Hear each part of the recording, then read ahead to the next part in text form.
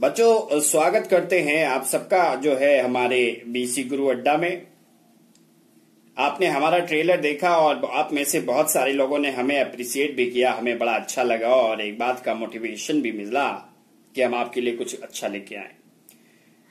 तो आज जो है हमने अपने एजुकेशन ट्यूटोरियल में जो पहला वीडियो स्टार्ट करने के लिए चूज किया है वो है रीजनिंग सब्जेक्ट से संबंधित है और वो है sitting arrangement, circular format.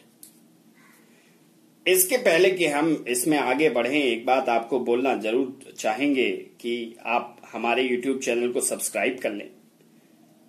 If you have not subscribe yet, अगर आपने अभी तक सब्सक्राइब नहीं किया है तो अगर आप हमारे YouTube चैनल को सब्सक्राइब कर लेते हैं, once you will subscribe our YouTube channel, you will get the notification regarding latest videos, latest updates, जो कि आपके लिए बहुत ही हेल्पफुल होगा। तो स्टार्ट करेंगे वहीं से। बस सबसे पहले सिटिंग अरेंजमेंट की बात करेंगे और रिक्वेस्ट हमने आपसे करी ली है कि आप हमारे यूट्यूब चैनल को सब्सक्राइब करें और हमारे वीडियो को लाइक करें अगर आपको पसंद आता है। तो दो बातें आती हैं कि अगर इस वीडियो को हम प्रेजेंट कर रहे हैं तो क्या खास है, क्योंकि यूट्यूब पे बहुत सारे ऐसे वीडियोज पड़े हुए हैं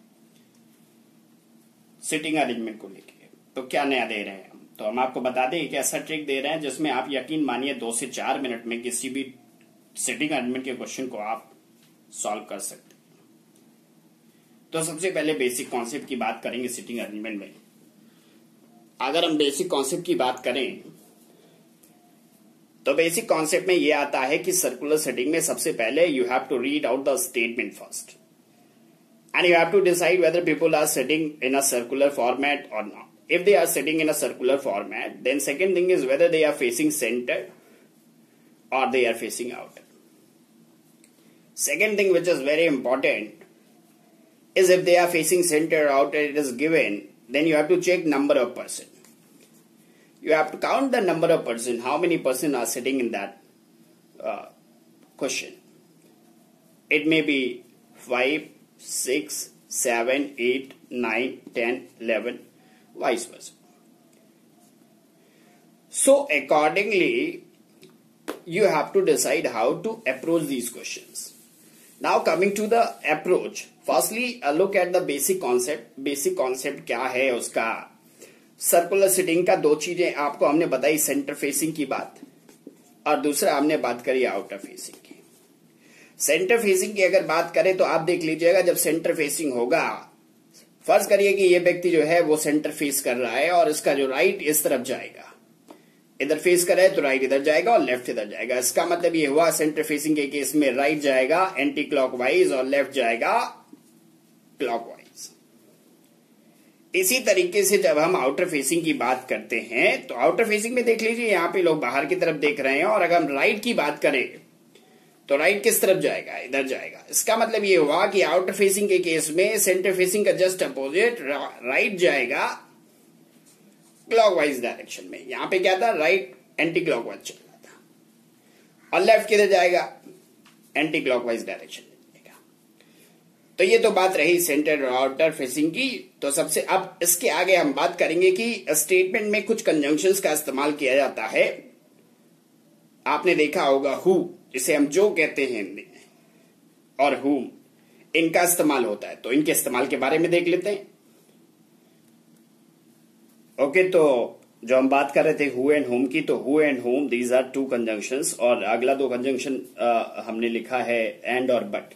who and whom की अगर हम बात करें तो यहां पे ध्यान दीजिएगा, ये जो कंजंक्शन है हमेशा किसके बारे में बात करेगा, सेकेंड पर्सन के बारे में बात करेगा। who and देखो फर्स्ट पर्सन, सेकेंड पर्सन। किसी भी स्टेटमेंट में 2 व्यक्ति होते हैं, जैसे यहां पे लिखा हुआ A is second to the right of B, who is third to the left of C. यहां पे कहता है A is second to the right of B, who is, इसका मतलब ये हुआ सेकेंड पर्सन ये है। तो क्लियरली जो हु के बाद का स्टेटमेंट है वो हमेशा सेकेंड पर्सन यानी कि बी के बारे में बात करता है। तो अगर हमें इसको ड्रॉ करना हुआ तो हम किस तरीके से इसको ड्रॉ करेंगे। अब सपोज करिए एक जो है सिटिंग है यहाँ पे ऐसे, उसमें 8 लोग बैठे हुए हैं और कहता है A is second to the right of B, center में है तो बी यहां बनाया और A is second right. Right हमने आपको बताया था सेंटर फेसिंग के केस में किधर जाना है, और वो हमने आपसे कहा था कि राइट जाएगा एंटी क्लॉकवाइज। तो first second, A is second right of B, B के दाएं ए है दूसरे स्थान पर। Who is third to the left of C, जो कि सी के बाएं तीसरा है। तो कौन सी के बाएं तीसरा है, वो बात करता है बी के बारे में। इसका तात्पर्य हुआ, it means the statement written after who के बाद जो स्टेटमेंट लिखा हुआ वो हमेशा सेकंड पर्सन के बारे में बात करता है। तो इसका मतलब ये हुआ B is third to the left of C, B किसके लेफ्ट में थर्ड है, सी के लेफ्ट में। तो सी जो है वो बी के राइट में थर्ड होगा। तो अगर बी के राइट की थर्ड की बात करें तो फर्स्ट सेकेंड एंड थर्ड यहां पे कौन आ जाएगा, सी आ जाएगा। आप इस तरीके से भी इसे समझ सकते हैं। तो यहां से देखिए, अगर बी को देखें तो बी सी के क्लॉकवाइज डायरेक्शन का मतलब लेफ्ट में, और first second and third place. Clear? तो उम्मीद करते हैं ये आपको समझ में आया होगा। अब आगे बढ़ेंगे। अगला जो हमने लिखा हुआ है एंड और बट। एंड और बट की अगर बात करें तो कहता है A is third to the left of B and is second to the right of C. इसको अगर ड्रा करना है तो ध्यान रखिएगा, एंड और बट जो है that always talks about first person. जैसे कि यहां पे लिखा हुआ है, तो अगर एंड लगा है तो एंड के बाद का जो स्टेटमेंट होगा वो हमेशा फर्स्ट पर्सन की बात करेगा। इसका मतलब ए के बारे में बात करेगा। तो यहां पे ए के बारे में क्या बात कर रहा है, पहले तो कह रहा है A is third to the left of B. तो आप इसको ड्रॉ कर लीजिए। मान लीजिए कि 8 लोग हैं, 1 2 3 4 5 6 7 8। A is third to the left of B, B आपने यहां पे ड्रॉ किया और इसका लेफ्ट थर्ड मतलब clockwise third, first second third, यहां पे ए हो गया। And next one it is saying and is second to the right of C. It means talking about what, and is talking about first person, means it is talking about A. It means it is saying A is second to the right of C. A is second to the right of C. It means C is second to the left of A. If one person is right, other person will be left. Okay. So A you have drawn first, second, third. It means it is talking about second person. Here will be C. It is saying A is second to the right of C. C if it is here, then A is second right means second clockwise, from C first second. Here it is A. Okay, so it was the sitting of concept of conjunction who and whom. Next we'll take basic concept how to draw the diagram. Okay. तो आप देख सकते हैं कि आपके सामने एक question वहां पे राइट साइड में रखा हुआ है। उस क्वेश्चन को आप ध्यान से पढ़िए, और जब आप क्वेश्चन को पढ़ लेंगे तो क्वेश्चन पढ़ने के बाद आपको ये डिसाइड करना है। हमने 2 से 3 चीजें आपको बताई थी। पहली बात ये बताई थी कि कितने नंबर ऑफ पर्सन है और उनका फेसिंग किधर है। तो इसको सॉल्व करने का एक मेथड जो है वो बेसिक मेथड पहले तो हम देखेंगे, उसके बाद हम आएंगे बीसी ट्रिक क्या है, कि उसको कैसे हम बीसी ट्रिक से सॉल्व कर सकते हैं। बेसिक मेथड की अगर बात करें तो सबसे पहले आपको इन क्वेश्चंस को सॉल्व करने के लिए एक सर्कल ड्रॉ करना चाहिए, और उस सर्कल में 1 2 3 4 जितने भी व्यक्ति हो 1 2 3 4 5 6 एंड 7 पर्सन आते हैं। तो आप ऐसे ड्रॉ कर सकते हैं, 1 2 3 4 5 6 एंड 7 पर्सन आपने ड्रॉ कर दिया। अब हम सबसे पहले स्टेटमेंट से स्टार्ट करेंगे, जो कि कहता है O is sitting between L and R। O किसके बीच में बैठता है, L ऑब्लिक R के बीच में। यहां पे हम लिखेंगे R ऑब्लिक L। अगला जो स्टेटमेंट कहता है वो कहता है कि Q is second to the right of R। अब आप देखिए, चूंकि सेंटर फेसिंग है तो राइट किधर जाएगा ये आपको पहले से पता है, हमने आपको पिछले वीडियो में शुरुआत में बताया था। राइट जाएगा क्लॉकवाइज, एंटी क्लॉकवाइज डायरेक्शन में। आप ये सेंटर फेसिंग है, राइट जाएगा एंटी क्लॉकवाइज डायरेक्शन में। तो कहता है कि Q is second to the right of R। इसका मतलब ये हुआ कि R से स्टार्ट करें और हम एंटी क्लॉकवाइज डायरेक्शन में सेकेंड प्लेस पे जाएं तो वहां Q मिलना चाहिए। अब R की पोजीशन फिक्स नहीं है, क्योंकि यहां भी हो सकता है, यहां भी हो सकता है। मान लीजिए R यहां पे है, तो R से अगर हम स्टार्ट करेंगे, अगर R यहां हुआ तो L यहां हो जाएगा, ये गारंटी है। और अगर R यहां पे है, आप यहां से स्टार्ट करते हैं तो सेकेंड मतलब anti clockwise second, first second, यहां पे L आ जाएगा, जबकि यहां पे Q को होने की बात कर रहा है, जो कि पॉसिबल नहीं है। इसका मतलब ये हुआ कि यहां पे आप आर को नहीं रख सकते, तो आर यहां से कैंसिल हो गया। अब यहां से अगर आर कैंसिल हुआ, इसका मतलब ये हुआ कि यहां पे एल हो जाएगा और इस जगह पे कंफर्म हो गया कि आर हो जाएगा। और अब यहां से बोलता है Q second to the right of R, इसका मतलब आर से लेकर second anti clockwise direction there will be Q first and second, it is what Q. Okay, next statement is saying and P is second to the right of Q. इसका मतलब ये हुआ कि if we start from Q, P is second right means what? Anti-clockwise second. First, second. It will be what? P. Got it? And the next statement is saying N is not immediate neighbor of R. N जो है वो are का पड़ोसी नहीं है, इसका मतलब ये हुआ कि एन यहां पे नहीं होगा। तो एन को हमें कहां रखना चाहिए? एक ही स्थान मिलता है, हियर विल बी एन। और आखिरी जो व्यक्ति बचता है दैट इज एम। ये कंफर्म हो गया कि एम इस जगह पे आएगा। तो ये आपका सेटिंग तैयार है आपके बेसिक मेथड से। बेसिक मेथड में जब पॉसिबिलिटी इंक्लूड होती है तो थोड़ी प्रॉब्लम होती है, इसलिए बीसी ट्रिक वहां पे इस चीज को सॉल्व करता है। तो आगे इस क्वेश्चन को हम बीसी ट्रिक से सॉल्व करने की कोशिश करेंगे।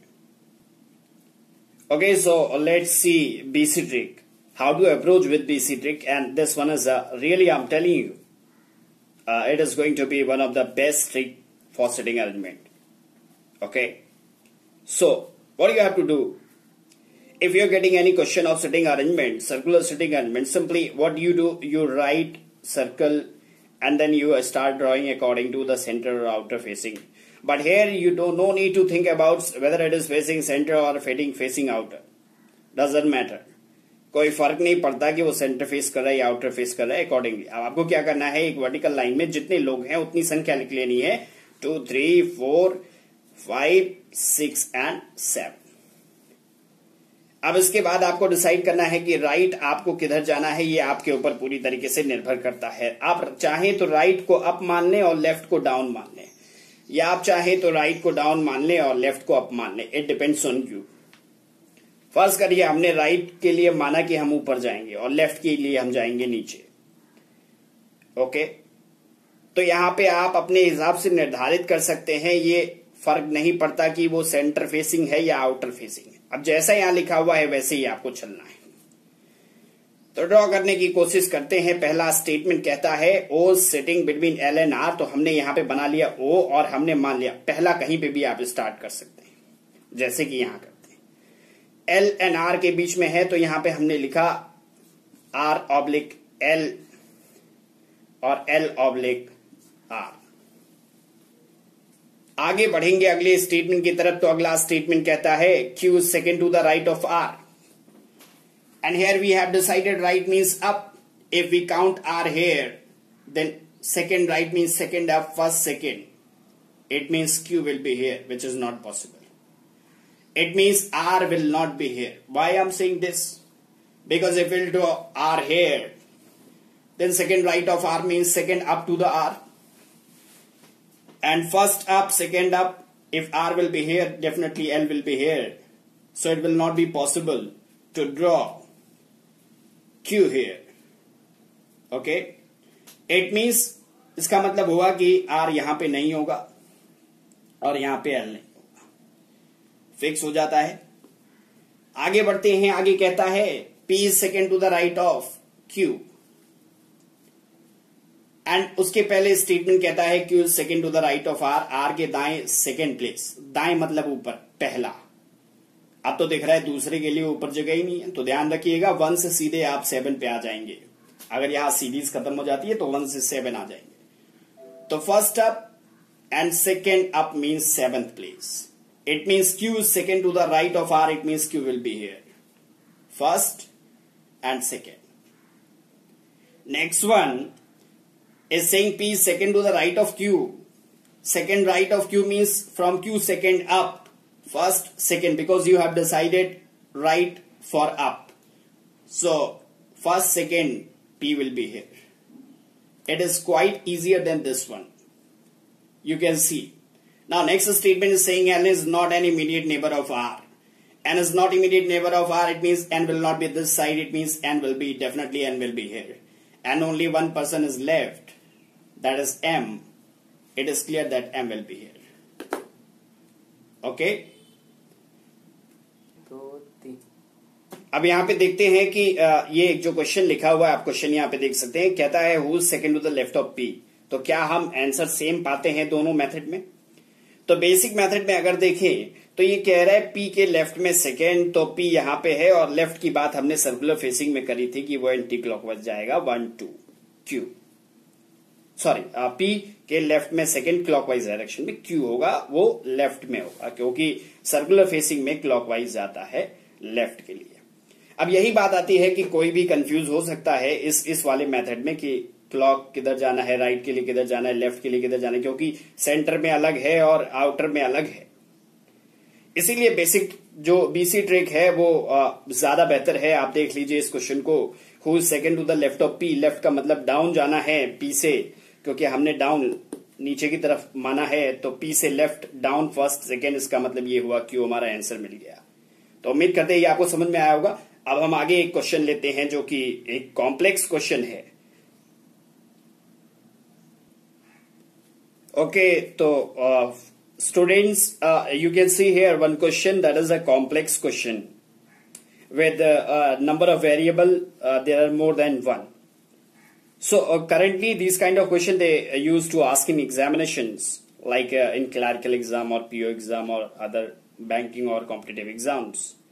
So firstly pause the video and read it out and try it with this BC trick. Okay.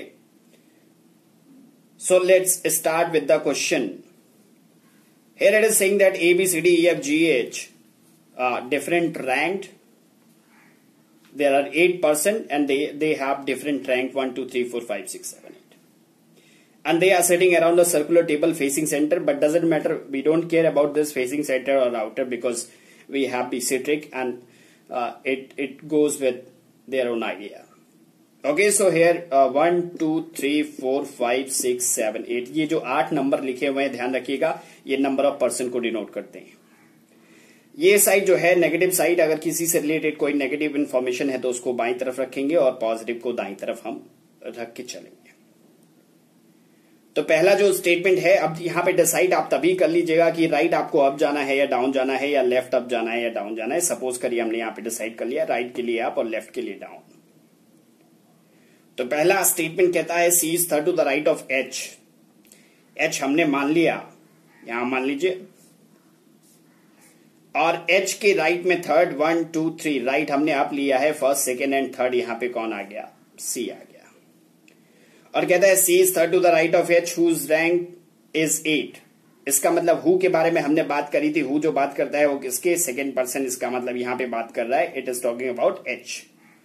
So it means it is saying that H is in 8th standard. Sorry, rank of H is 8th.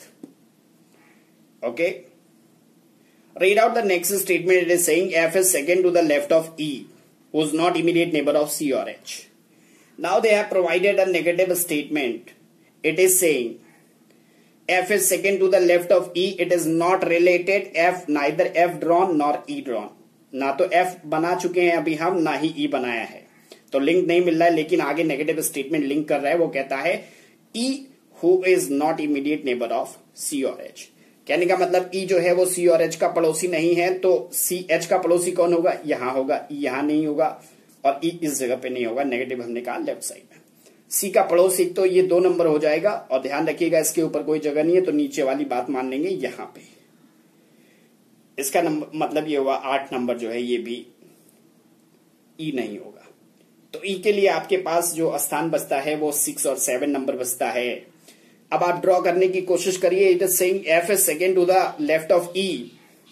अगर आप ई यहां पे मान लें तो second left 1 2 आप draw कर सकते हैं, और अगर आप उसी जगह पे ई को यहां मान लें तो सेकेंड लेफ्ट मतलब डाउन, तो पहला लेफ्ट और दूसरा लेफ्ट आपको ऊपर जाना पड़ेगा यहां पे।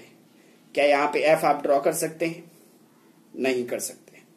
इसका मतलब ये हुआ कि ई को आप इस जगह पे 7 नंबर पे नहीं रख सकते, क्योंकि अगर आपने ई को यहां पे 7 नंबर पे रखा तो उस कंडीशन में second first and second left, left मतलब डाउन, तो पहला डाउन और दूसरा डाउन ऊपर चला जाएगा क्योंकि साइक्लिक फॉर्म होता है। तो यहां पे आप एफ को नहीं रख सकते, इसका मतलब ई यहां नहीं आएगा, तो कंफर्म हो गया ई का जो पोजीशन है वो कौन सा होगा, ये होगा। अब ई अगर यहां पे है तो second down first second confirm हो गया, एफ यहां पर आएगा। स्टूडेंट्स उम्मीद करते हैं आपको ये बात समझ में आ रही होगी और क्विकली समझ में आ रही होगी। ओके, तो अब हम आगे बढ़ेंगे अगले स्टेटमेंट की तरफ। अगला स्टेटमेंट कहता है one whose rank is first is immediate neighbour of E. तो अब आप देखिए ई के पड़ोस में 2 स्थान खाली है, 5वां नंबर और 7वां नंबर।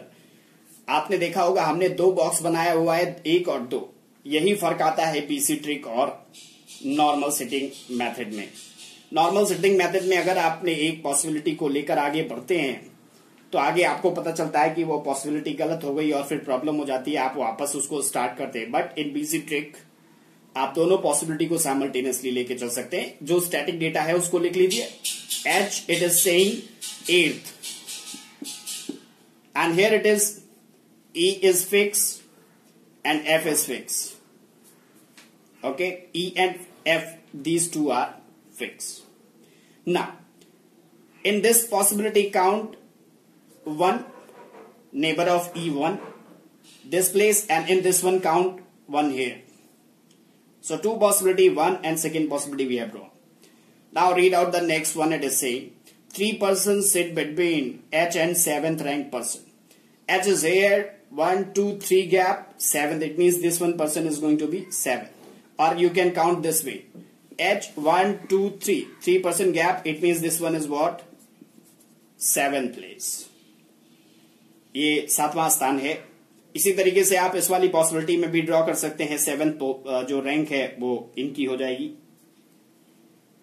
तो F यहां पे हो गया और इसकी 7th रैंक है।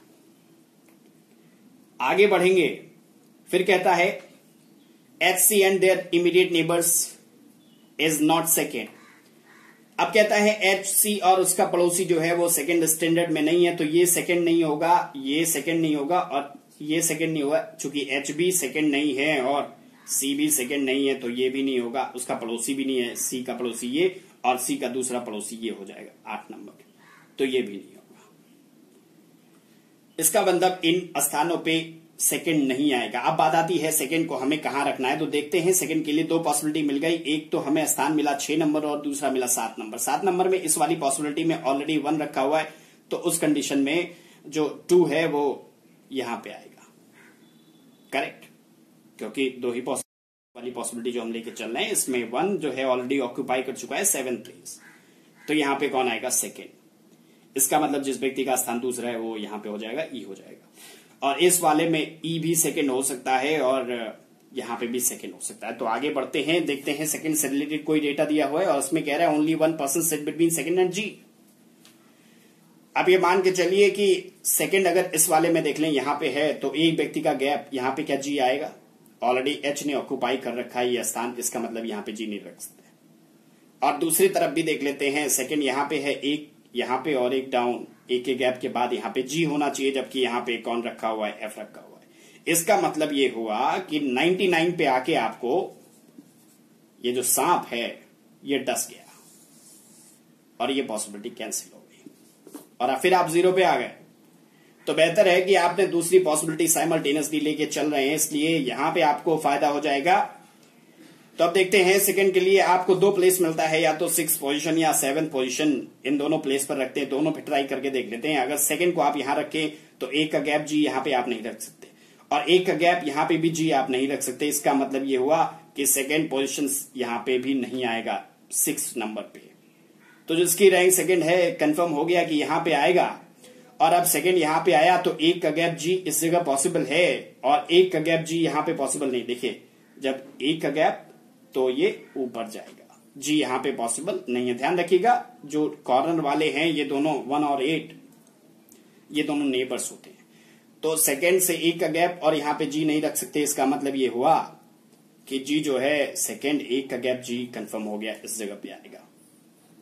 क्लियर? आगे बढ़ते हैं, अगले स्टेटमेंट को देख लेते हैं। तो यहां तक हमारा ड्रॉ हो गया है।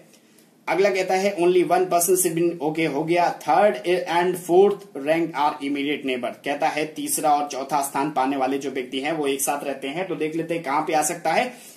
क्या तीसरा चौथा यहां पे रख सकते हैं? नहीं रख सकते, क्योंकि सेकंड, ये दोनों पे भी तीसरा चौथा नहीं आएगा, यहां पे भी तीसरा चौथा नहीं आएगा, यहां नहीं रख सकते। तो तीसरे और चौथे के लिए दो पॉसिबिलिटी, एक तो यहां पे हो सकता है और एक ये एक पेयर बनता है कि सी पे थर्ड या फोर्थ हो जाए और यहाँ पे 1 और 2 नंबर पे, या फिर 2 और 3 नंबर पे। तो देखिए अगला स्टेटमेंट क्या कहता है, C is neither fourth not third. It means C fourth और थर्ड नहीं होगा, 4 एंड 3 नहीं होगा। तो ये जो पेयर हमने कहा था सी के साथ बने 1 और 2 का, 3 4 के लिए पॉसिबिलिटी वो कैंसिल हो जाएगी। अब सीधी सी बात समझ में आ जाती है कि 3 और 4 जो है वो यहां पे होंगे, 3 और 4, और यहां पे लिख देंगे 4 और 3। क्लियर? अगला स्टेटमेंट कहता है only 1 person sit between A and 5th rank person. A और 5वें स्थान पाने वाले व्यक्ति के बीच में केवल एक व्यक्ति है, और ये लिखा हुआ A is not second not third. तो ए जो है वो यहां नहीं होगा, और जहां पे भी इन दोनों में से ए आएगा थर्ड पोजीशन। अब देखिए यहां पे 2 ही स्थान ए के लिए बचता है, या तो सेकंड होगा या थर्ड होगा, और जहां पे भी ए हो जाएगा उसमें चूंकि कहा है कि ए इज नॉट सेकंड और थर्ड रैंक, तो ए अगर यहां हो गया तो यहां से 3 कैंसिल हो जाएगा, ए यहां हुआ तो यहां से 3 कैंसिल हो जाएगा। तो दोनों जगह पे पॉसिबिलिटी है ए के होने की। अब उसको देख लेते हैं कैसे निकालेंगे। चूंकि एक स्टेटमेंट कह रहा है ए और 5th स्टैंडर्ड के बीच में, 5th रैंक वाले व्यक्ति के बीच में एक व्यक्ति है, तो अगर ए यहां हुआ तो ए का गैप 5th रैंक यहां पे नहीं आ सकता, क्योंकि यहाँ पे 8th रैंक वाला व्यक्ति बैठा हुआ है। और अगर ए यहां पे माने और एक का गैप यहां पे भी 5th नहीं रख सकते, इसका मतलब कंफर्म हो गया कि ए इस जगह पर नहीं आएगा। तो ए कंफर्म है इस जगह पे आएगा, और एक व्यक्ति का गैप यहाँ पे 5th नहीं रख सकते। लेकिन दूसरे साइड देखते हैं, अगर ए यहाँ पे आया, एक व्यक्ति का गैप, और यहाँ पे 5th स्टैंडर्ड को आप रख सकते हैं। यहाँ पे हो गया। अब आपको बोला गया था कि ए ना तो सेकंड है ना ही थर्ड है, इसका मतलब यहां से जो थर्ड वाला रैंक वाला व्यक्ति है वो कैंसिल हो जाएगा। तो थर्ड रैंक वाला व्यक्ति, इसका मतलब यहां पे हो जाएगा, ये थर्ड रैंक ऑक्यूपाई करेगा। आखिरी जो स्टेटमेंट दिया हुआ है वो कहता है B is not second rank, B second rank नहीं है, इसका मतलब ये हुआ बी यहां पे नहीं होगा। तो बी के लिए देखिए पूरे में सिर्फ एक जगह बचती है, वो ये है, और फिर एक व्यक्ति बचता है डी, इसका मतलब डी यहां पे आ जाएगा। एक रैंक बचती है, वो 6th रैंक है, तो इसका मतलब ये जो है वो 6th रैंक हो जाएगा। तो ये आपकी सेटिंग बहुत ही आसानी से बन गई। आपने देखा कि ये कॉम्प्लेक्स क्वेश्चन था, अगर आप इसको ट्राई करें नॉर्मल मेथड से, कहीं ना कहीं आप कंफ्यूज हो जाएंगे। तो बेहतर होगा इस टिप को फॉलो करें, और आगे हम ऐसे वीडियोस आपको प्रोवाइड करते रहेंगे। जुड़े रहिएगा हमारे साथ, और हमारे यूट्यूब चैनल को सब्सक्राइब करना मत भूलिए। ये है पीसी गुरु अड्डा, और ये है हमारा अड्डा, हमारा आपका हम सभी लोगों का अड्डा। तो पीसी गुरु अड्डा पे विजिट करते रहिए, हमारे सब्सक्रिप्शन बटन को क्लिक करिए, ताकि हमें एक मोटिवेशन मिले और आपको लेटेस्ट वीडियो के रिगार्डिंग इंफॉर्मेशन मिलती रहे। ओके दोस्तों, बीसी गुरु अड्डा, please subscribe us, kindly like us, and please don't forget to comment us. If you'll subscribe, like and comment, we'll get reviews. You can post your reviews, your requirement video, whatever video if you want. You can post below comments on this video. Thank you so much. Subscribe us, BC Guru Idda. Thank you.